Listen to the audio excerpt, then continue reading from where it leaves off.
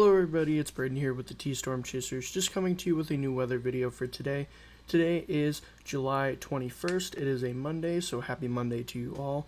And we're just going to be going over a couple things, the heat over the next couple of days, also the heat advisory for today for the next hour or so. We'll discuss that, and then also we will be discussing some storm chances for later on this week. So all of that and more after this ad from RF Custom Construction, so go ahead and Everybody's looking for the perfect roof. You're only one call away. We're RF Custom Construction and we've been transforming roofs in Sioux Falls since 2011. Our custom designs and quality craftsmanship redefine what a roof can be. And it's all about you, your style, your satisfaction. Ready to get started? Call us today at 605-366-9790. RF Custom Construction, custom designs, redefined. So thank you to RF Custom Construction for sponsoring today's video, and we're just going to hop right into it with our temperatures for tonight, getting into our overnight hours. So 73 here in Sioux Falls, 69 in Aberdeen, 71 in Pierre, and 67 in the Rapid City area. We do have a chance for storms tonight, so some of these temperatures may be lighter or less lower than what is displayed, just because of the storm chances later on tonight, especially up in the western and northwestern parts of South Dakota there. So getting into our Tuesday during the day, it's going to be hot tomorrow. 101 in Pierre, 91 in Rapid City, 94 in Aberdeen, and 91 here in the Sioux Falls area. Most of central South Dakota in that mid to upper 90 regions. And then I would not be surprised if the heat index values are almost 110, especially in the Pierre area. Heat index is no joke. So getting into our overnight hours, into our Wednesday morning, 73 here in Sioux Falls, 65 in Aberdeen, 67 in Pierre, and 64 in the Rapid City area. Getting into our Wednesday during the day, we cool down a lot, especially West River and to the north as well. But the Sioux Falls area and points south into the east, not really going to see much relief in the form of a cool down or anything like that. 93 in Sioux City, 93 also in Yankton, 91 in Sioux Falls, 78 in Aberdeen, 82 in Pierre, and 79 in Rapid City. So getting into our Thursday morning here, overnight lows, 66 in Sioux Falls, 63 in Aberdeen, 66 in Pierre, and 63 in Rapid City. Getting into your day here on Thursday, 88 in Sioux Falls, 93 in Pierre, 87 in Aberdeen, and 90 in Rapid City. So a little bit of a warm up after our Tuesday and Wednesday. Tuesday obviously is going to be the hottest day that we will see this week, at this point at least within the next 5-ish days. So precip over the next 2-ish days here. This ends at Wednesday at 1 o'clock Central Daylight Time. So we're going to have a few different rounds, especially when we take a look at our future track forecast later on, that we're going to see kind of come in little waves over the next couple of days. We're going to have two different systems, one being tomorrow, two different thunderstorm chances, especially for the Sioux Falls area. We will be impacted by one of those, and I will get to showing you guys that here in a little bit. But almost an inch up there towards Buffalo for our precip. And I will also show you guys later on tonight, we are dealing with some weather out to the west. We have a slight risk in effect for majority of South Dakota today, except for the eastern parts of South Dakota. So, yeah. And then also over towards Siston, almost an inch as well. So over the next day or so, we'll have a little bit of gusty winds, which will be pretty nice, especially for tomorrow, with it being so hot. 29 miles an hour possible here in Sioux Falls, 32 possible in Mitchell, 30 possible in Brookings, 23 possible in Aberdeen, 21 miles an hour possible in Pierre, and 23 miles an hour possible over there in the Rapid City area. So getting into our current hazards here, we do have a severe thunderstorm watch for parts of the northwestern parts of South Dakota here.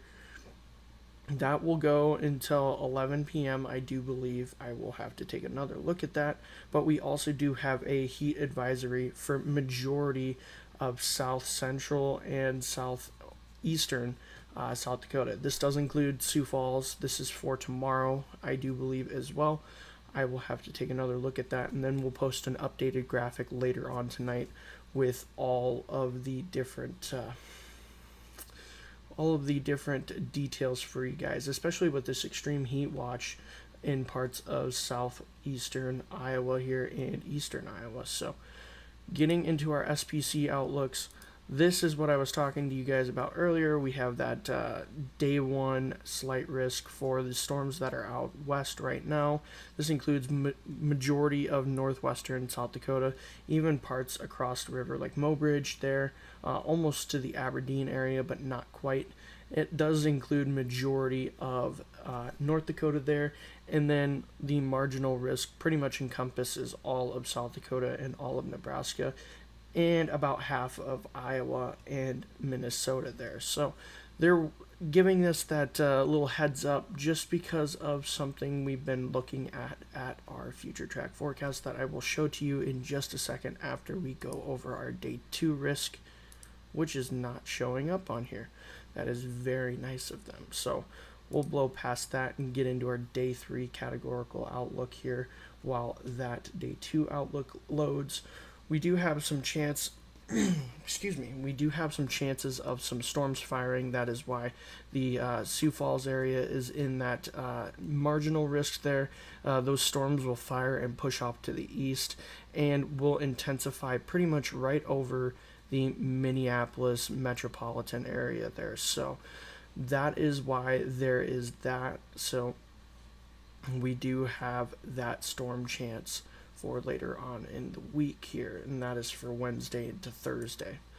So, taking a look at your future track forecast here, this is starting right about now. Where I'm going to put it here this is where we are right now. This would be 1Z would be 7 o'clock right now when I'm making this video.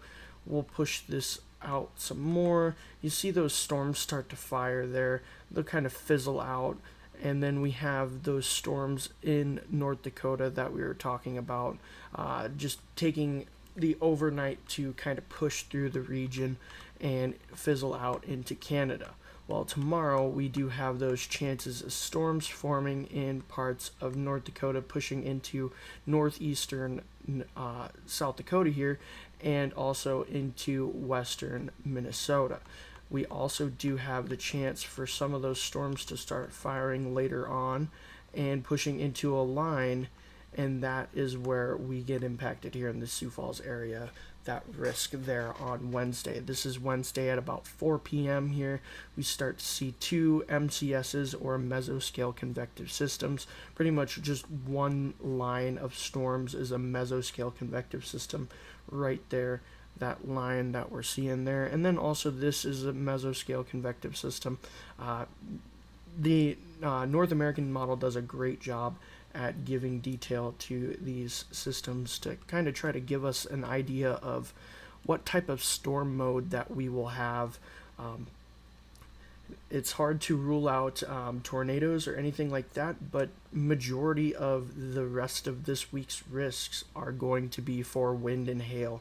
And with these mesoscale convective systems, the majority of the risk is with the straight line winds. We did see that with the Woonsocket storm that happened the other day. It was not in an MCS, it was its own individual supercell, but it packed some insanely strong straight line winds. I do believe there was an 81 mile an hour wind gust measured outside of Woonsocket there at I think the intersection at 81 and another state highway. I cannot remember what state highway it was, but it was near Lane, South Dakota there. So we have those systems there, and then those will push off and get into an environment where they're more favorable for producing heavier winds, especially moving into Wisconsin.